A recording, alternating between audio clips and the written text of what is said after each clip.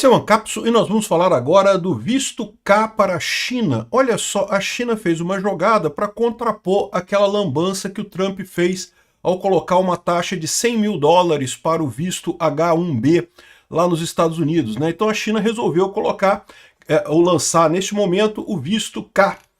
O visto K da China é justamente a mesma coisa que o visto H1B para os Estados Unidos, ou seja, a pessoa que é um trabalhador capacitado, que queira ir para a China trabalhar em alguma empresa lá, ele pode ir através desse visto K, né?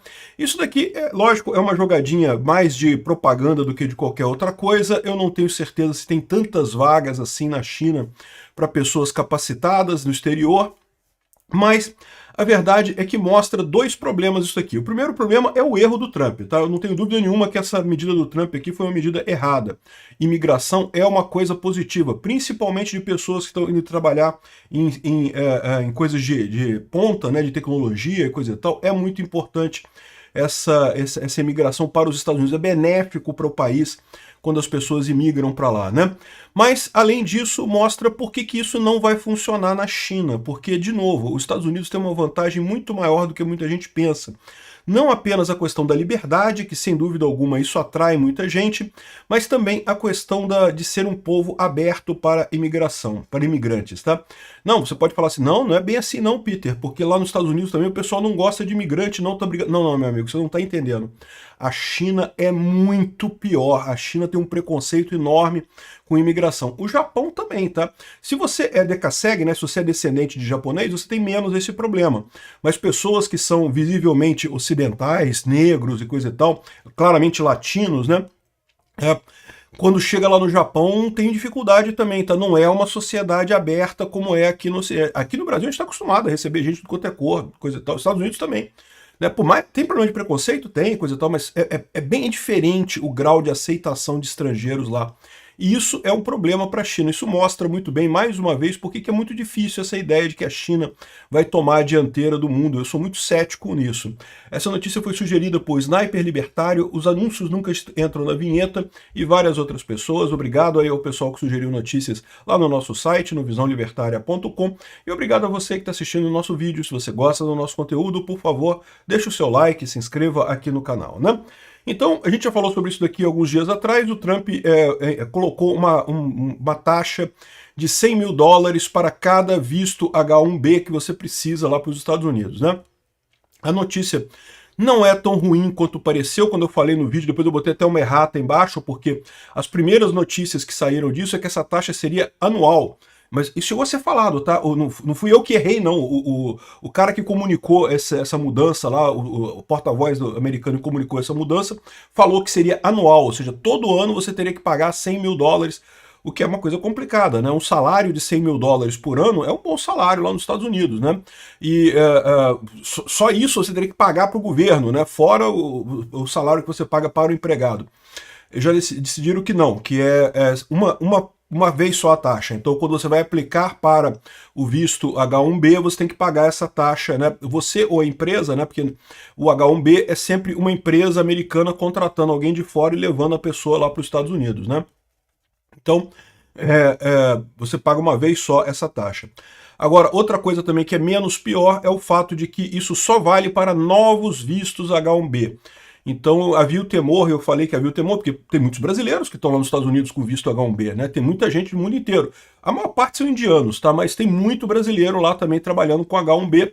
E aí a preocupação é que, caramba, o cara vai ter que pagar agora, tirar do bolso 100 mil dólares para pagar esse negócio agora, para continuar lá no H1B dele, coisa e tal. E não é isso. Quem já está com H1B, quem já está trabalhando, mesmo quem já iniciou o processo para obter o H1B, não é afetado por essa taxa. Só novas aplicações que vão valer isso daí, né? Mas ainda assim é uma coisa ruim. Porque é o que eu falo para vocês, gente, imigração é uma coisa positiva. O pessoal fala, mas os imigrantes cometem crimes e coisa assim. Sim, a porcentagem de crimes entre imigrantes é sempre maior do que na população normal, porque justamente são pessoas de fora. Mas o problema para resolver isso é simplesmente punir os criminosos, né? Sempre é uma minoria os criminosos, né? Por mais que tenham mais crimes ali do que na população originária, é sempre uma minoria das pessoas que cometem crime. Então é um absurdo você punir todos por causa de alguns poucos que fazem lambança. A maior parte deles vai crescer o país. E aí que eu falo para vocês que essa é a grande vantagem que os Estados Unidos têm sobre o mundo. As pessoas querem ir para os Estados Unidos. Nós estamos vivendo num momento que é único na história humana em que a população tende a decrescer daqui para frente, né? Você vai ter menos, as pessoas estão tendo menos filhos e com isso você começa a ter menos gente no mundo. Isso pode parecer uma coisa boa, mas não é não. Do ponto de vista econômico, como eu já expliquei para vocês, a riqueza é criada com compra e venda, com as pessoas comprando e vendendo, fazendo negócios umas com as outras. Se você tem menos gente, você tem menos negócios. Se você tem menos negócio, você gera menos riqueza. Se você gera menos riqueza, você tem um problema econômico, né? Você começa a empobrecer a sua população. É o grande risco que você tem lá no Japão. O pessoal está desesperado lá no Japão, na Coreia do Sul, em outros países por conta do decréscimo populacional. E esse decréscimo está acontecendo no mundo inteiro, tá? Inclusive aqui no Brasil, tá? A tendência do Brasil é fazer o pico, deve acontecer em 2040, se não me engano. A partir daí deve começar a cair a população do Brasil, justamente por falta de reprodução. O pessoal não está fazendo sexo suficiente. E sexo para engravidar, evidentemente, né? Enfim, e aí o que vai acontecer? Os países vão começar a disputar imigrantes, porque realmente é a melhor coisa. O imigrante você traz vitalidade para a economia, você aquece a economia do país, né? Então acho uma bola fora essa política do Trump. E aí o Xi Jinping resolveu, né, mostrar que não, que quer viver na China. O novo visto estreia 1º de outubro e abre portas para jovens talentos estrangeiros em ciência e tecnologia. Ou seja, basicamente a mesma coisa do H1B. Aqui, ó, a China prepara um novo movimento estratégico para atrair talentos internacionais. A partir de 1º de outubro, o país passará a oferecer um novo tipo de visto, voltado especificamente para jovens profissionais estrangeiros que atuam em ciência e tecnologia. A medida surge no momento que outras potências, os Estados Unidos, dificultam a entrada de especialistas. Realmente, eu acho que isso é um problema. Os Estados Unidos errou nisso daí. A China está aproveitando essa brecha. E particularmente no caso do Brasil, eu não descarto não que vai ter muito brasileiro querendo fazer isso, tá?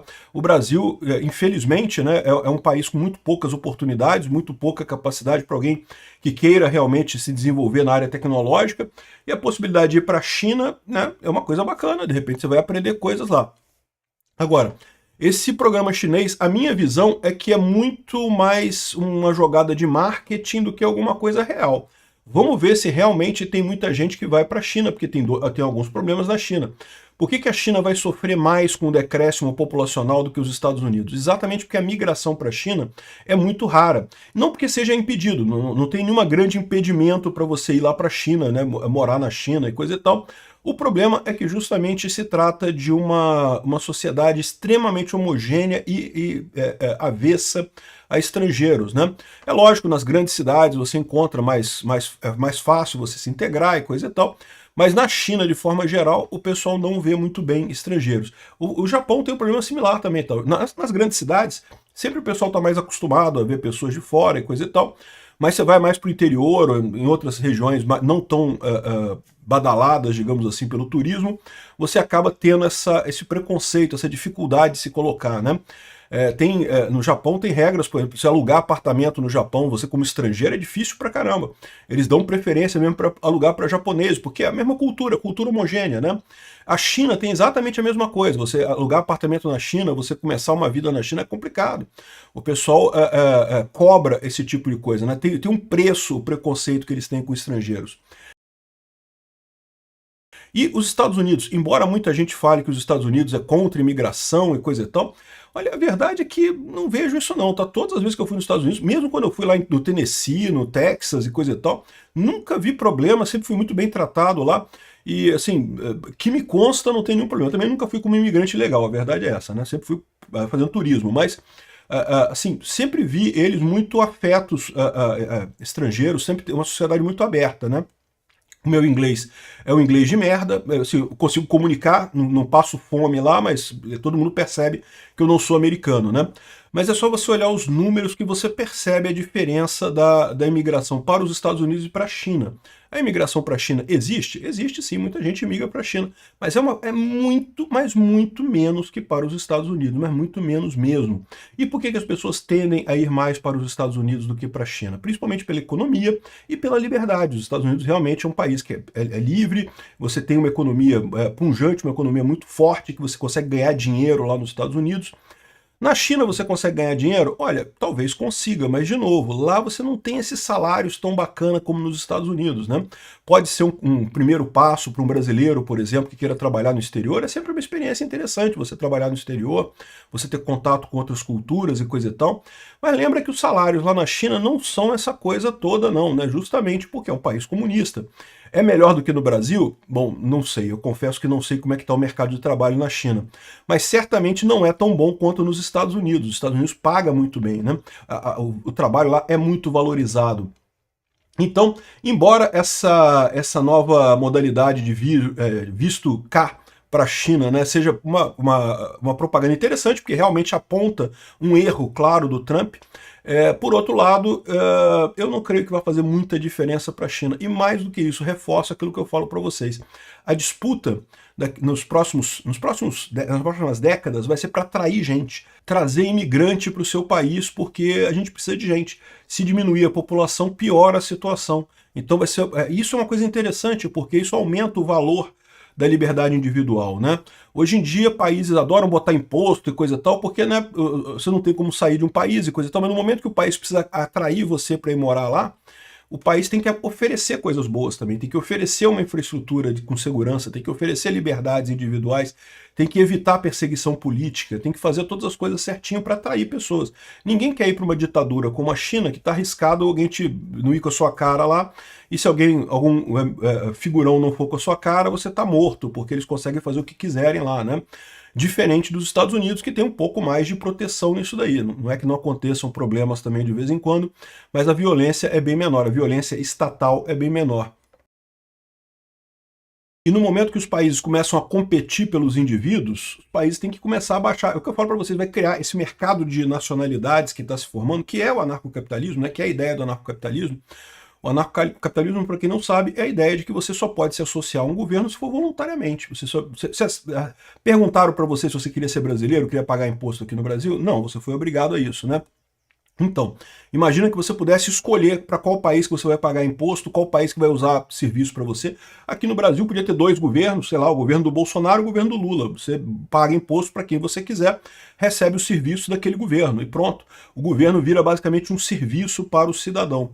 E isso é o que eu acho que a gente está caminhando, né? A gente já está caminhando nesse sentido porque justamente as pessoas já estão procurando nacionalidades diferentes, já abrem empresas em outros países para justamente aproveitar a melhor forma financeira, né, o melhor benefício financeiro possível.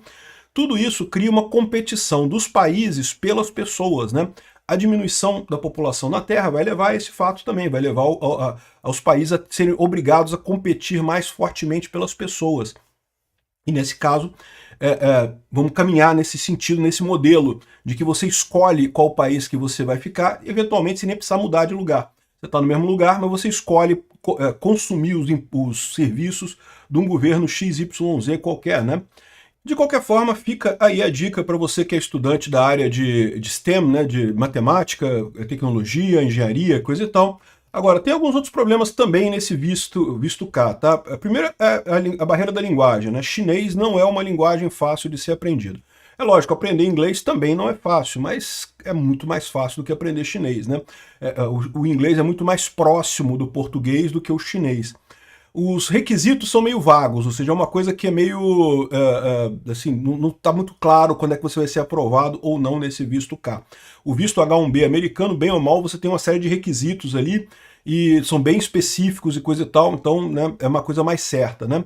E finalmente, o visto H1B, você tem a opção de cidadania. Se você ficar 10 anos nos Estados Unidos, com Green Card, você consegue a cidadania americana. Você pode se tornar um cidadão americano se você ficar com um H1B durante um tempo suficiente por lá, né? O H1B, lembra, você fica ligado a empresas. Se você for demitido pela empresa, você tem que procurar um outro emprego em 6 dias, né? Para não perder o visto, né? Então é complicado isso, é uma coisa meio crítica. Mas, de qualquer forma, se você conseguir um emprego bom numa empresa bacana, você fica lá um tempo e ganha a cidadania americana nesse meio tempo, né? No caso chinês, não tem essa opção.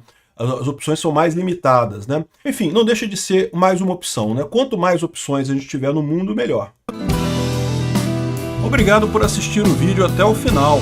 Além de curtir, compartilhar e se inscrever no canal, considere se tornar patrocinador com valores a partir de R$ 1,99. Clique no botão Seja Membro abaixo para saber as condições e vantagens de patrocinar o canal. Mais informações sobre o nosso projeto, visite nossos sites indicados na tela.